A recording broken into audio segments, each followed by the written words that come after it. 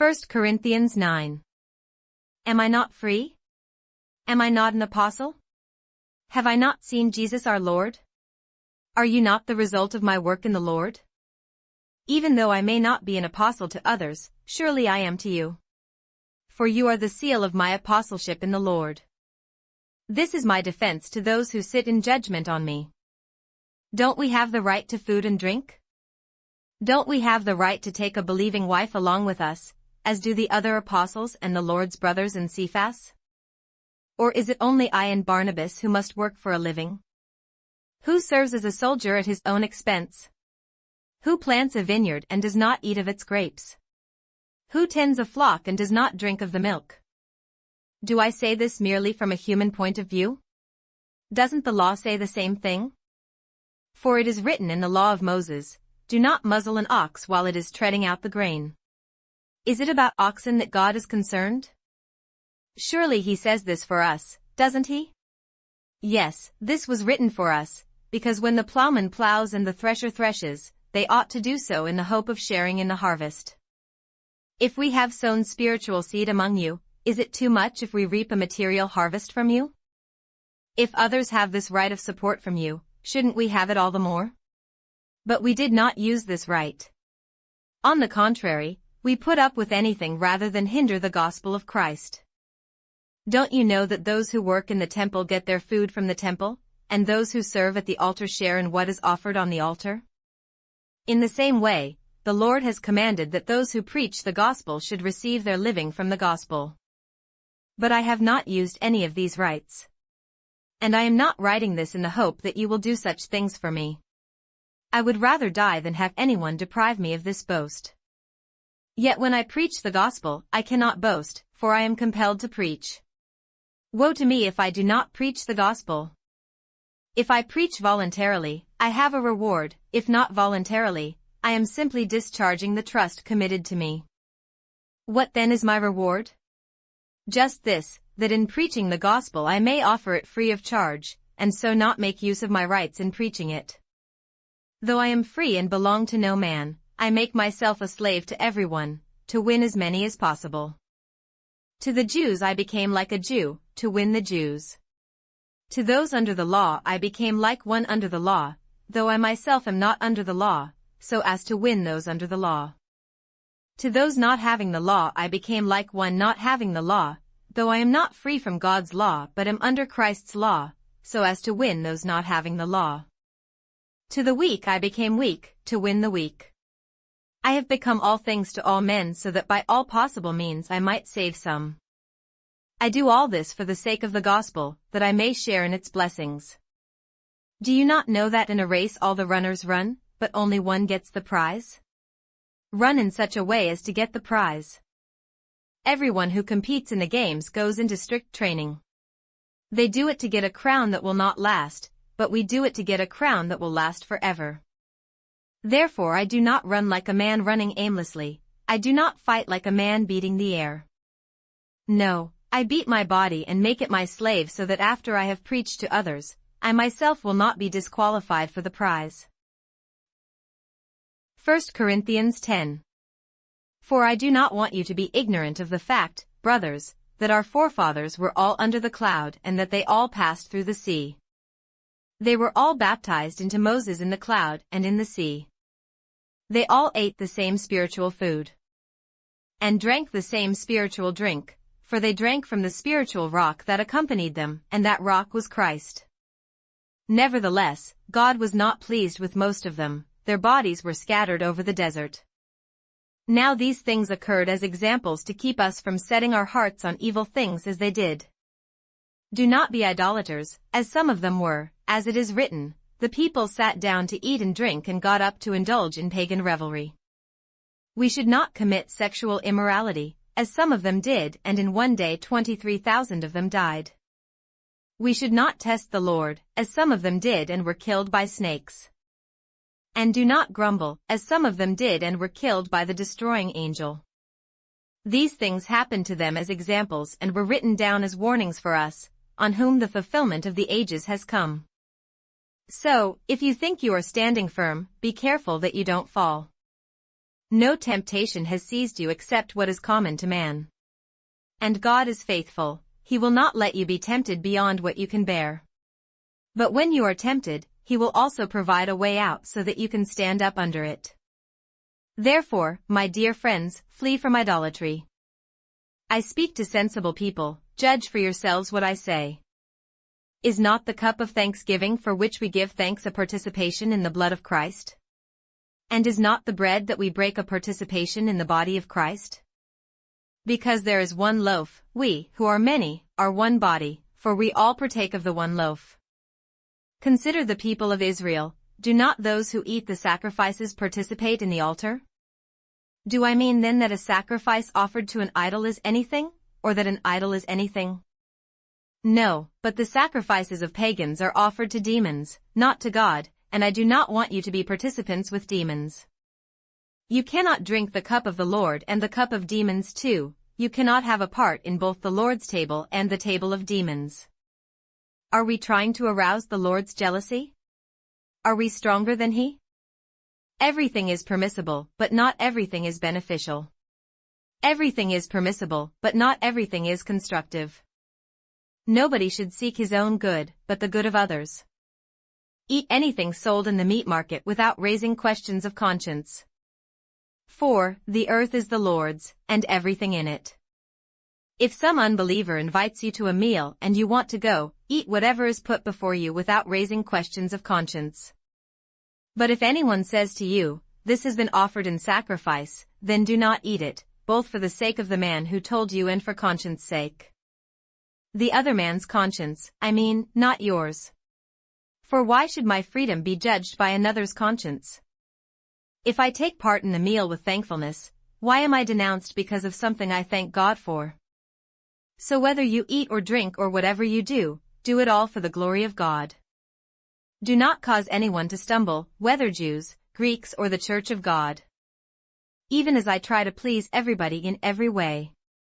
For I am not seeking my own good but the good of many, so that they may be saved.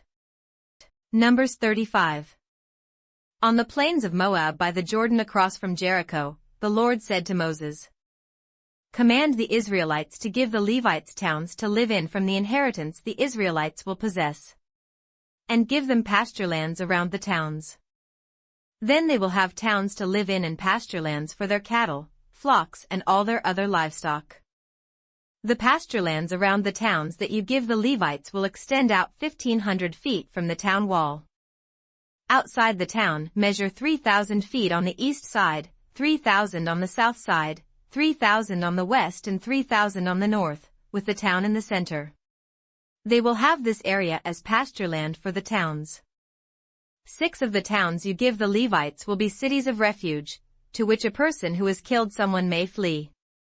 In addition, give them 42 other towns. In all you must give the Levites 48 towns, together with their pasture lands.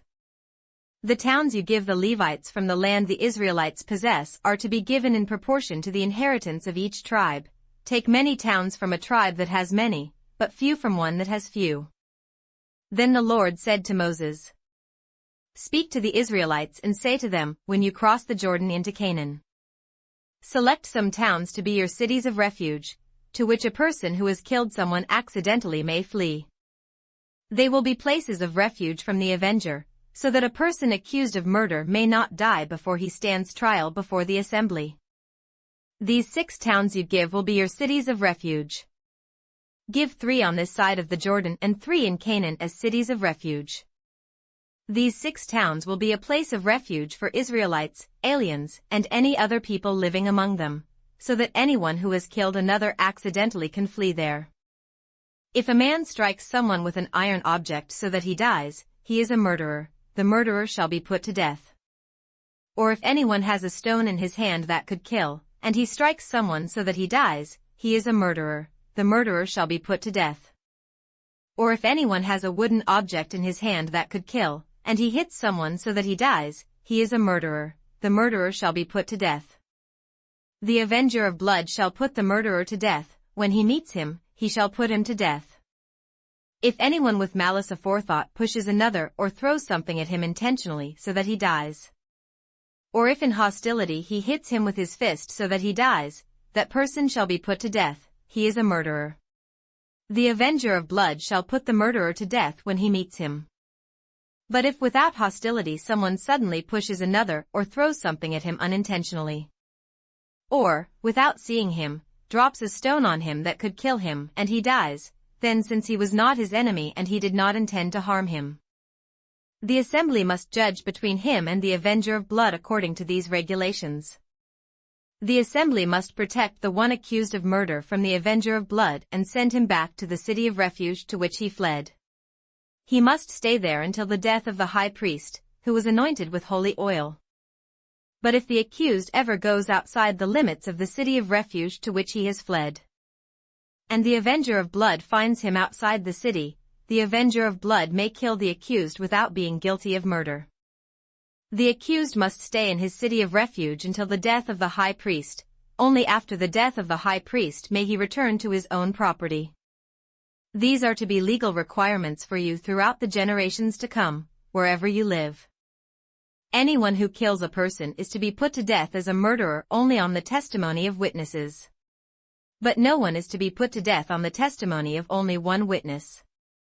Do not accept a ransom for the life of a murderer, who deserves to die. He must surely be put to death. Do not accept a ransom for anyone who has fled to a city of refuge and so allow him to go back and live on his own land before the death of the high priest. Do not pollute the land where you are. Bloodshed pollutes the land, and atonement cannot be made for the land on which blood has been shed, except by the blood of the one who shed it. Do not defile the land where you live and where I dwell, for I, the Lord, dwell among the Israelites. Numbers 36. The family heads of the clan of Gilead son of Machir, the son of Manasseh, who were from the clans of the descendants of Joseph, came and spoke before Moses and the leaders, the heads of the Israelite families. They said, "When the Lord commanded my Lord to give the land as an inheritance to the Israelites by lot, he ordered you to give the inheritance of our brother Zelophehad to his daughters. Now suppose they marry men from other Israelite tribes. Then their inheritance will be taken from our ancestral inheritance and added to that of the tribe they marry into. And so part of the inheritance allotted to us will be taken away. When the year of Jubilee for the Israelites comes, their inheritance will be added to that of the tribe into which they marry, and their property will be taken from the tribal inheritance of our forefathers." Then at the Lord's command Moses gave this order to the Israelites: "What the tribe of the descendants of Joseph is saying is right. This is what the Lord commands for Zelophehad's daughters. They may marry anyone they please as long as they marry within the tribal clan of their father. No inheritance in Israel is to pass from tribe to tribe, for every Israelite shall keep the tribal land inherited from his forefathers. Every daughter who inherits land in any Israelite tribe must marry someone in her father's tribal clan, so that every Israelite will possess the inheritance of his fathers. No inheritance may pass from tribe to tribe, for each Israelite tribe is to keep the land it inherits." So Zelophehad's daughters did as the Lord commanded Moses. Zelophehad's daughters Mahlah, Tirzah, Hoglah, Milcah and Noah married their cousins on their father's side. They married within the clans of the descendants of Manasseh son of Joseph, and their inheritance remained in their father's clan and tribe. These are the commands and regulations the Lord gave through Moses to the Israelites on the plains of Moab by the Jordan across from Jericho. Psalms 77. For the director of music. For Jeduthun. Of Asaph. A psalm. I cried out to God for help, I cried out to God to hear me.